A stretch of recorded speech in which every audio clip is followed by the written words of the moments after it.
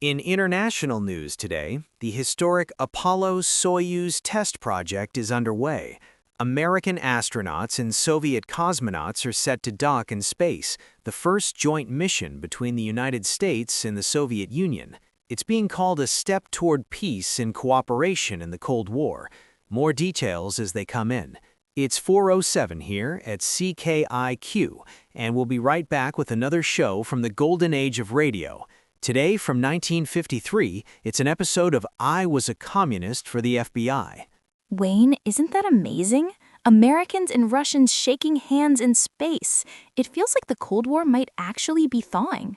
Thawing? Maybe, Susie. Or maybe they're just trying to see who can park a spaceship better. Either way, it's one small step for docking, one giant leap for photo ops. Handshakes in space? With the godless Soviets? They must be thrilled to have that caretaker Ford in the White House. Weak as water. Next thing you know, they'll be inviting Brezhnev over for tea and cookies. Oh, Earl, settle down. If shaking hands in space means less chance of nuclear war, I'm all for it. We've lived long enough with that shadow over our heads. Maybe, but I still don't trust them. Back in '53, we knew what communists were. Now we're playing patty cake in orbit. Well, the kids will love hearing about it tomorrow. And speaking of tomorrow, we've got a show from 1953. I Was a Communist for the FBI, the Canadian backbone. Let's listen. I was a communist for the FBI.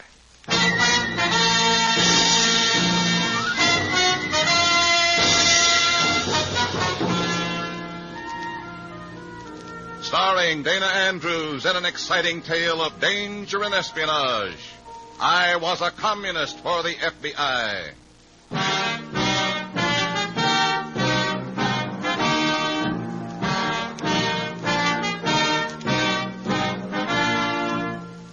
You are about to hear a strange story. Names, dates, and places are, for obvious reasons, fictional. But many of these incidents are based on the actual experiences of Matt Cvetic, who for 9 fantastic years lived as a communist for the FBI. Here is our star, Dana Andrews, as Matt Cvetic. Comrade. It's a word that should stand for something good. But I learned to hate it as the symbol of the most vicious hypocrisy in the world. One thing I knew for sure. Being a comrade was one of the most dangerous occupations in the world for a man who believed in freedom. In a moment, listen to Dana Andrews as Matt Cvetic, Undercover Man.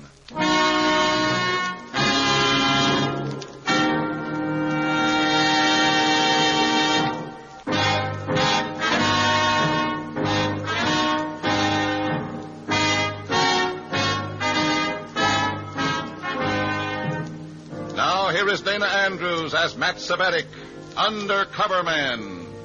This story from the confidential file is marked The Canadian Backbone.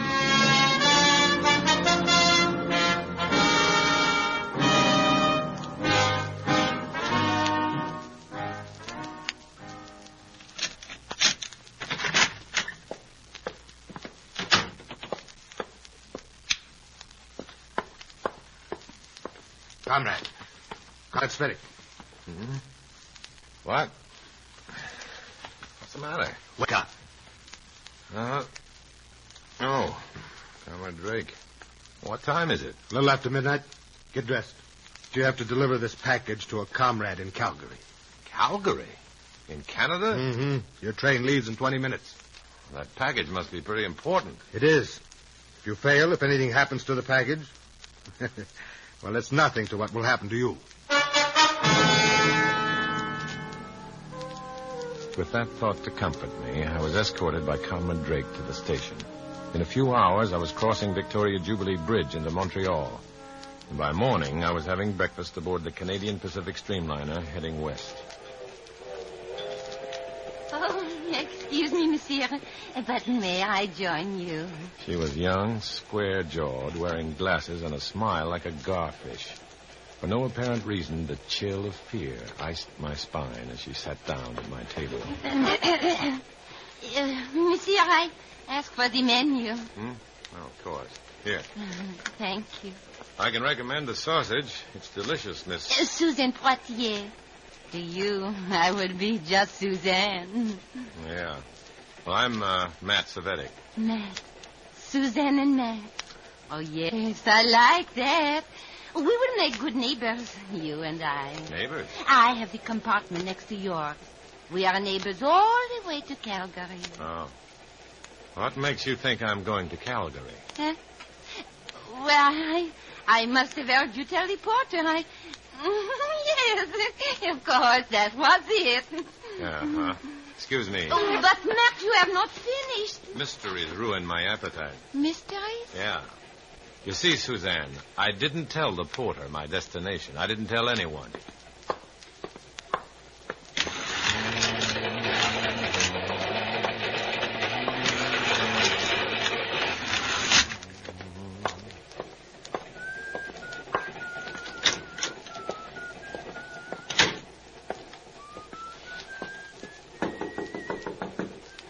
Who is it?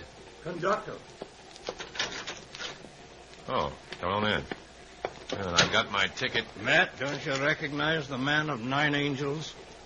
Mr. Ferguson, Secret Service. Hi. Nice to see you again, lad. Well, same here. You better let me see that package. You know everything, don't you? It's my business. Well, it's tough business this time. It's a strong box. Aye. Steel. And I don't have the key. I suspected as much. That's why I brought these tools of mine. Picklocks. Well, you did come prepared. It's going to someone in Calgary. Who? I don't know yet. He'll identify himself to me. Money. Hey, look at the size of those bills. What a sight for an honest Scot to see. Must be nearly $500,000. Mr. Ferguson, what's this all about? Hey, trouble. Lots and lots of trouble. In Calgary? That's the center of it. There's been too many breakdowns and troubles of all kinds recently on the railroads and airlines there. Too many to be accidents. Commie sabotage? Aye, that's my thinking. And if I'm right, this money is intended to help the Reds enlarge their operations. Yeah. Well, stopping this money will... I'm not stopping it. Huh? Yeah, they'd only get more money. The Reds have other sources. You know that. Sure, but if you I want the whole commie ring, Matt, particularly the leader. I need names and proof. That's a big order. The communist in charge will have to keep records to account for so much money. All you'll have to do is to locate those books. Me? You can do it, Matt. If I was working with them, yes, but I'm not part of the Calgary cell. I'm only a courier. When I hand over the money, they'll expect me to go home. Then I guess you should go home. Try and understand, Mr. Ferguson. If I hang around asking questions, they'll crucify me. All right, laddie. Why, if anything happened to you, it would be on my conscience forever. What conscience? Of course, if you insist upon risking your neck, I cannot stop you. Try. It would do no good. You're a stubborn fool, Matt Savetic.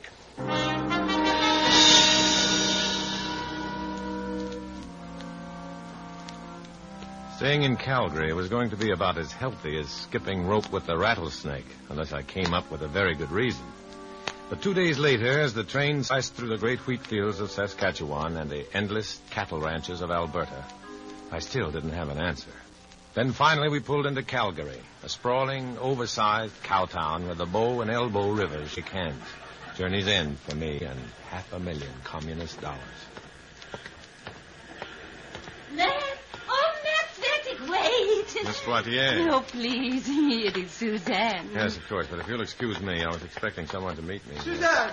Oh, Suzanne, ma petite. How is my little girl? Oh, merveilleuse, Papa. Bien, bien. And of course, this is Monsieur Svetig. Permit me, I am Jacques Poitier, Suzanne's papa.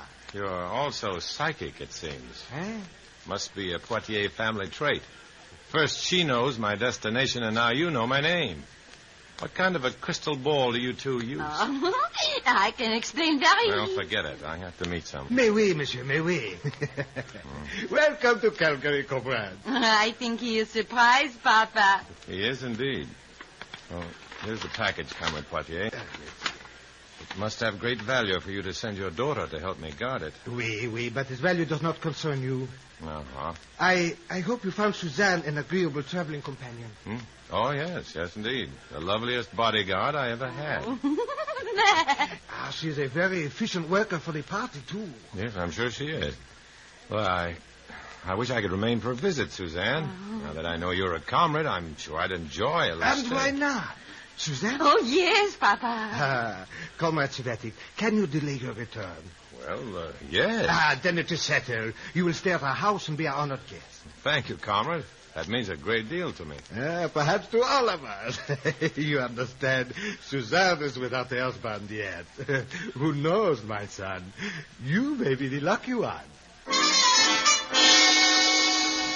The Poitiers house turned out to be a large brick affair near the Provincial Institute of Technology and Arts, and came equipped with a strange albino butler that bowed low enough to break his back, but whose pink eyes forgot to smile when I did. Oh, Thornton, please take Monsieur Svetic's luggage to the guest room. He is visiting us for a few days. Of course, Mr. Poitiers. Shall I unpack your bags and hang things up for you, sir? Huh? Oh, no, I can do that. Oh, it's no trouble at all, sir. Mr. Poitiers. Yes? Your associates are waiting for you and Miss Suzanne in the library. Oh, Monsieur Svetic, perhaps you'd better let Thornton show you to your room now? Oh, certainly. I'd like to freshen up a bit. This way, sir.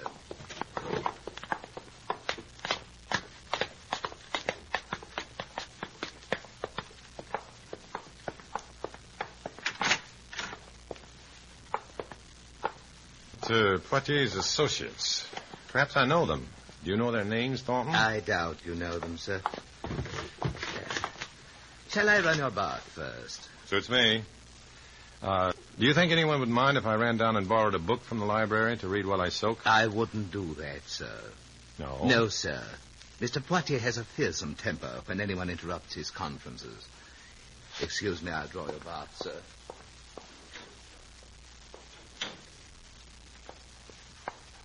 Well, what a nice, friendly place. He gave you good advice, Matt. Oh, did he, comrade? Why? What goes on downstairs that I I'm can't... sorry, but Papa and I, we have strict orders not to even discuss the work we are doing. Orders? I thought your father was in charge. Oh, no. No, he is only the liaison man for our leader, but I am saying too much, and you ask too many questions. I would not like having to report you as being overly curious about it. Mm-hmm. But if it became necessary, I would. I'll keep that in mind. You do that. The result of any such report would bring down on you the most severe disciplinary action. You understand what that means? Well, yeah, I sure do. Good.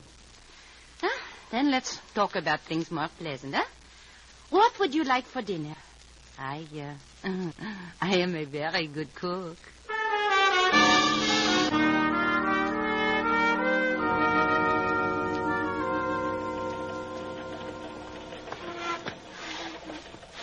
That's about it, Mr. Ferguson.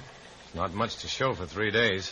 But they're making a point out of not letting me see or hear a thing. Aye, they're cagey ones. No argument about that. Every time I step out of my room, I seem to have one of the Poitiers or that pink-eyed butler Thornton for company.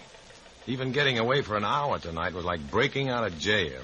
Aye, and every day the sabotage grows worse. I know, I read the papers. It's causing a real bottleneck. Aye, we'll have to move in soon. You can't.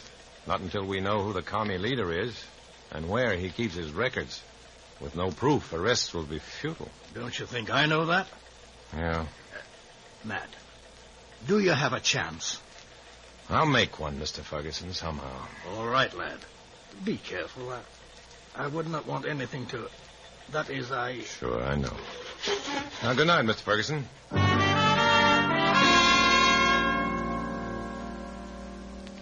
There was no more time for caution.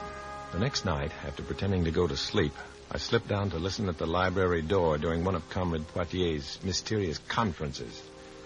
It was a poor gamble, for all I heard was a mumble of voices. I was on the verge of trying to look through the keyhole when I saw Suzanne coming down the hall toward me. There was no way to avoid discovery. I was trapped.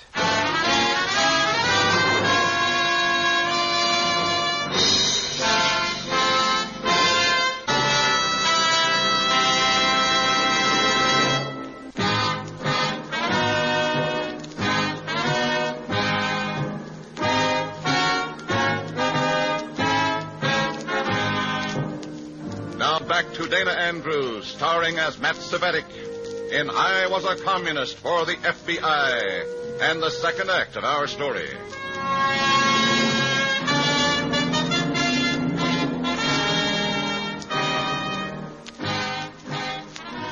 I was trying to help Canadian counter-espionage break up a big commie sabotage ring operating out of Calgary. But as I eavesdropped on Comrade Poitier's secret meeting, I found myself caught by the approach of the not-so-lovely Suzanne. What else could I do? I knocked. Matt, what are you doing down there? Yes? Svetic. Hi. Suzanne? I do not know. I saw him just as he knocked. How can I see Comrade Poitier? You pay very little heed to warnings. And for a butler, you don't pay much attention to a guest's request. I asked to see... Yes. But perhaps you'd better come in. Thanks. Oh, excuse me, Comrade Poitier. I didn't realize you were busy. The meeting is adjourned, comrades. Good night. Oh, look, you didn't have to break up the meeting. Oh, Comrade Matt, why did you do this foolish thing? Huh? Well, I guess I thought it was time to talk to you alone about some things. Alone? Oh. Oh, so that is it. Suzanne, you hear? Yes, Papa. I heard too, Jacques, but I'm afraid I'll need some explanation. But it is obvious, n'est-ce pas? He came to speak to me about Suzanne. He came to spy, you mean? No. Oh, he knocked at the door. It was that the act of a spy. Comrade Toton, if he was a spy, would he have been trusted to bring us the money to continue our work? Give him a chance. Oh, yes. Yes, we will vouch for him. All right.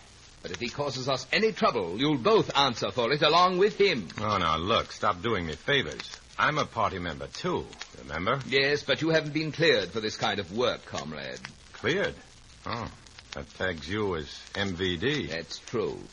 I'm an agent of the secret police, but I'm more than that. I'm in charge of this operation.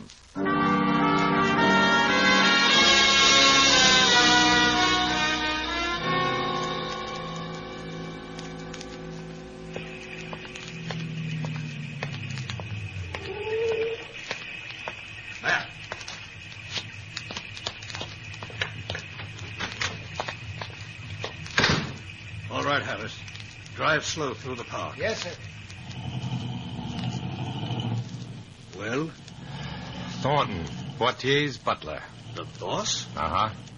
But I haven't any ideas where he keeps his records yet. Matt, I think Thornton's books may be right in the Poitier house. He'd have to have them close at hand. That figures. But you'll have to be sure. If you can win Thornton over, work with him, preparing for a big piece of sabotage. That's a dream. He won't let me even... Tell him you know of a secret shipment of copper. A big double trainload coming through Calgary tomorrow. No dice. You'd have ways to check up. Let him. The train is coming. Oh. Well, it might work, but it's risky. If Thornton doesn't let me work on it, we won't be able to stop him from sabotaging trains. It's worth the risk. Okay. How do I get word to you? We'll have the house surrounded like a blanket. If you can get outside, we'll contact you. And if not? Then get a signal to us. We'll be ready to move in. And I'll be ready to move out. You better drop me now. I'll have to meet Suzanne. Where? Drugstore on Maple Street. I promised to treat.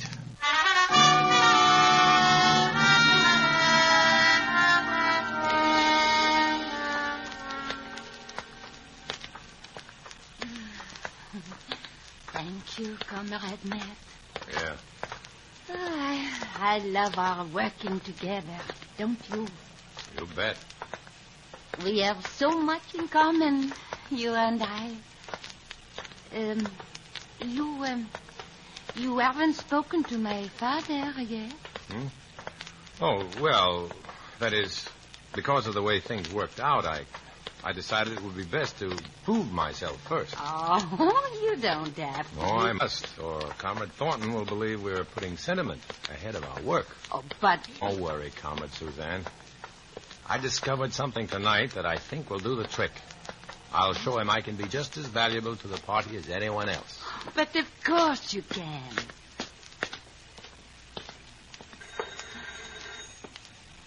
I'll do it tonight if he's still up. Oh, come right in. I hope your work went well this evening. Oh, fine, comrade. Oh, better than that. Hmm? Oh, tell him, comrade Ned, tell him. Sure. I picked up some important information from the chief dispatcher's office, one of the clerks. What kind of information? A big trainload of copper. Secret shipment due to pass through here tomorrow. Oh, What kind of reaction is that? you're lying, Svetig. I have my own sources of information, and I checked them only this afternoon. But There is no copper train scheduled tomorrow. And I say there is. Check again. Oh, don't worry, I will. Or maybe you'd better worry. I took the commie chief's advice. I worried. If Ferguson had made a mistake about that copper shipment, I was due for a long rest from breathing. Thornton plainly suspected that I was a spy, and my story just a trick to get his group to betray itself. I had no illusions as to what would happen if he became sure of it. You're wanted downstairs. What happened? Did Thornton find the... I don't know. Come on. Suzanne, you know I... Please. I want to believe you, but I have to be sure that you are not what Comrade Thornton suspects. Well, that won't take long. Down here. In the cellar? Now, wait, what's the idea? Quiet. Like a morgue. Cold. What's in this room? The bodies? Good. Come in, comrade. Suzanne, you go back upstairs. Very well. Coming in? Oh, yeah. This is my private room where Jacques and I plan our work. Oui, our most important work. Wait a minute. I get the idea. I've just been taken out of the doghouse. That's right. It seems I made a mistake about you, Comrade Svetig. Oh? Well, don't bother to apologize. I wasn't going to. I acted as I felt proper on the information I had. Only, as it turned out, my information was wrong. The train is coming through here tomorrow, then. Just as you said it would. You've proved yourself both alert and loyal to the party, comrade. We can use these things. Thanks. I've also got an idea how this job can be done more effectively. Your work has always been in or close to the railroad yards. But where else? Where would you pick, comrade? Kicking Horse Pass, where the railroad enters the Rockies. It's 40 miles from here. Now, if we arranged a real accident to happen in that pass... Aha! Oui, it would be magnifique. You're right, Jacques. It would take weeks to retrieve that copper and repair the line. You don't have much time to set this up. And if you don't mind, I'd like to work with you on it. Well, why not? Jacques, get my records out of the safe. We'll see whom we have to do this job.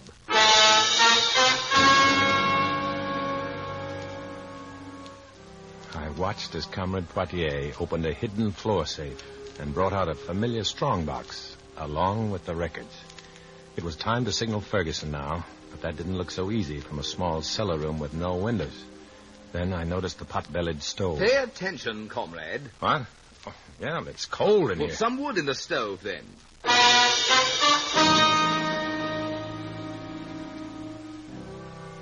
Along with the wood, I added my handkerchief. And when the fire was smoking good, I reached for the damper up on the stovepipe. I opened it for 3 quick, short intervals, followed by a long one. Somewhere above the house, I knew the smoke was rising in puffs that spelled out the Morse code letter V. V for victory. I could only pray that Ferguson saw it and understood. Comrade Svetig, what are you doing? Oh, it's this damper. It seems to be stuck. You have it open now. Leave it that way.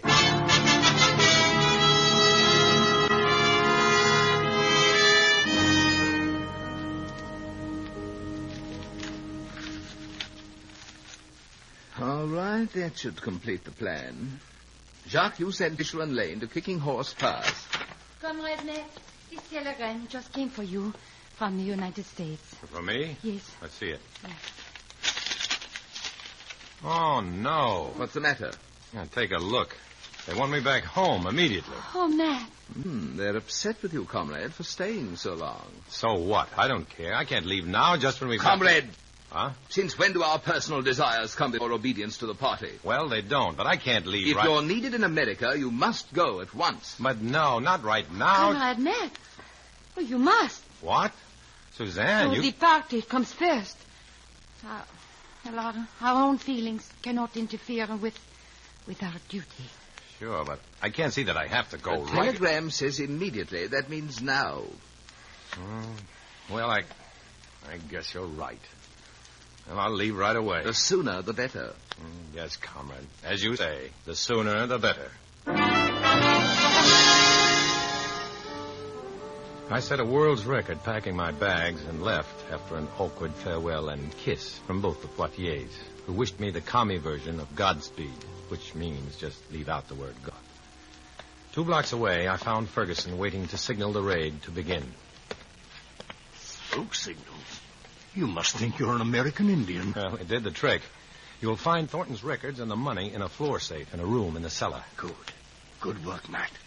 We are ready to move in. Stubborn fool that you be. Sometimes it's a pleasure to have you around. Same to you, sir. And thanks for the telegram. Well, now, I couldn't take a chance on your being hurt or maybe killed in one of our own raids, could I? It would look terrible on my records. Yeah, but you saved me from a fate worse than that, Mr. Ferguson. Worse, lad? When you raid the house, take a good look at Suzanne Poitier. I think you'll see what I mean. Goodbye, sir.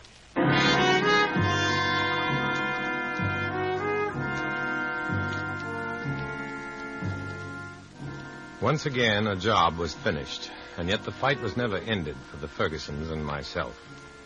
In Canada, as in every country dedicated to the principles of freedom, men like us would always be joining hands in silent war against the forces of communism. But even as we fought together, I remained a man who must continue to walk alone.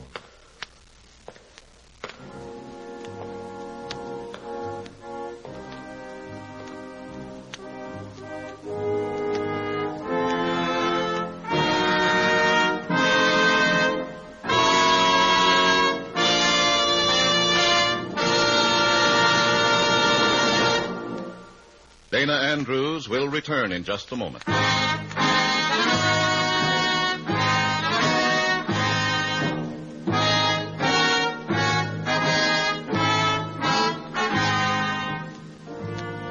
This is Dana Andrews. All over the world, people like you and I and the folks next door are faced with the insidious threat of communism. We can meet that threat only by being alert, by never closing our eyes to the fact that it is a threat.